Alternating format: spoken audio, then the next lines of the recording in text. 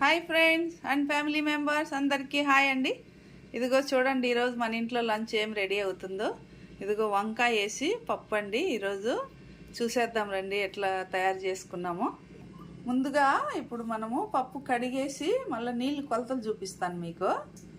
చూడండి, నేను ఈ గ్లాస్తోనే పప్పు తీసుకున్నాను కదా, ఈ గ్లాస్తోనే పప్పు తీసుకున్నాను కాబట్టి మీకు ఈ గ్లాస్తోనే 4 గ్లాసులు నీళ్ళు సరిపోతుంది. మనం పప్పులో నుంచి రసం కూడా తీసుకోవచ్చు కొంచెము, ఎందుకంటే కొంతమందికి ఎన్ని నీళ్ళు తెలియాలో ఈ కాలం పిల్లకాయలకు తెలియదు కదా, అందుకని మెజర్మెంట్ చూపిస్తున్నాను.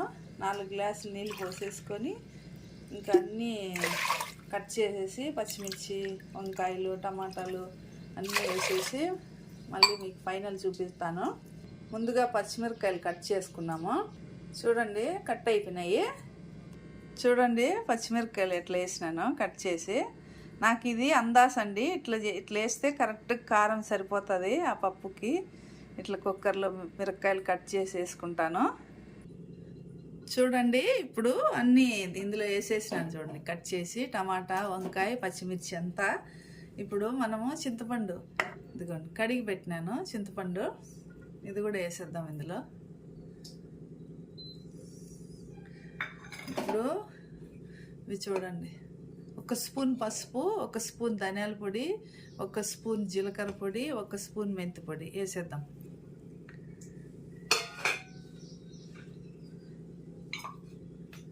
సన్నగా కట్ చేసి పెట్టుకున్న కొత్తిమీర కూడా వేసేద్దాం.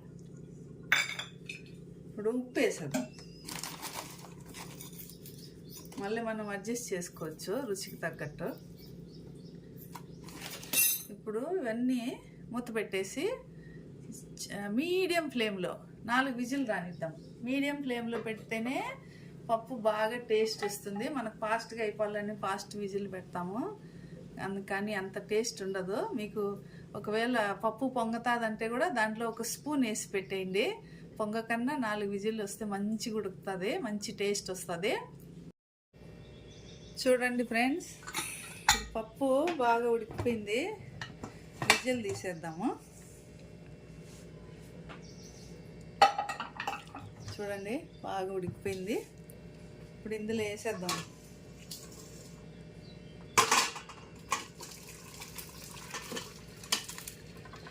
పొంగుతుందని స్పూన్ కూడా వేసినాను.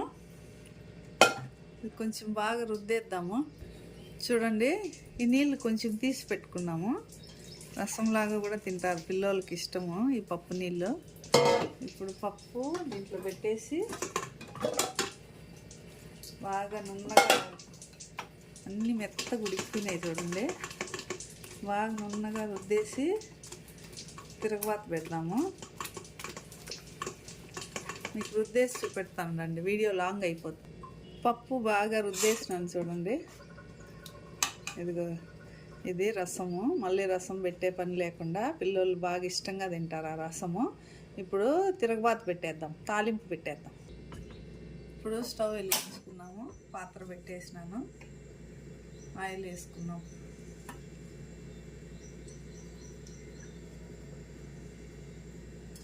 ఆయిల్ హీట్ ఎక్కనిద్దాం. ఇప్పుడు ఆయిల్ హీట్ ఎక్కిందండి, ఇంకా ఆవాలు వేసేద్దాం.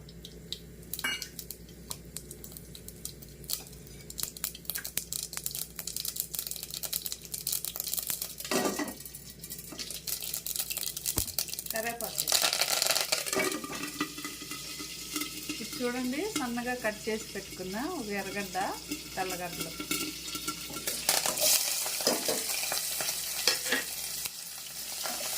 ఇది కొంచెం ఫ్రై అవనిద్దాం. చూడండి, తాలింపు బాగా అయిపోయింది. ఫ్లేమ్ స్లోలో పెట్టుకొని కొంచెం తాలింపు పెట్టి రసంలో వేస్తాము. రసంలో వేసుకుని చేసుకుంటాము. ఇప్పుడు ఈ పప్పు పెట్టి దీంట్లో వేసుకుందాం.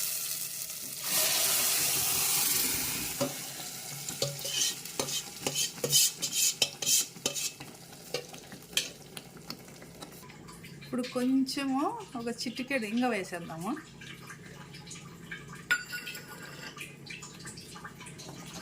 అంతేనండి, పప్పు రెడీ అయిపోయింది. భలేగా వచ్చింది టేస్ట్. ఇది చూడండి, ఇది ఆ నీళ్ళే, ఈ రసం చాలా టేస్ట్, పిల్లలకి చాలా ఇష్టము. దీంట్లో కూడా కొంచెం తాలింపు ఎత్తేసినాను. దీన్ని పప్పు రసం అంటాము. ఇదిగో పప్పు రెడీ అయిపోయింది. ఇంకా స్టవ్ కట్టేద్దాము. ఇదిగో చూడండి, వీడియో నచ్చినట్లయితే మర్చిపోకుండా సబ్స్క్రైబ్ చేసుకోండి, షేర్ చేయండి, లైక్ చేయండి. Thank you for watching my channel. మీకు కూడా ఇట్లా ట్రై చేయండి, పప్పు చాలా టేస్ట్ ఉంటుంది. Bye bye.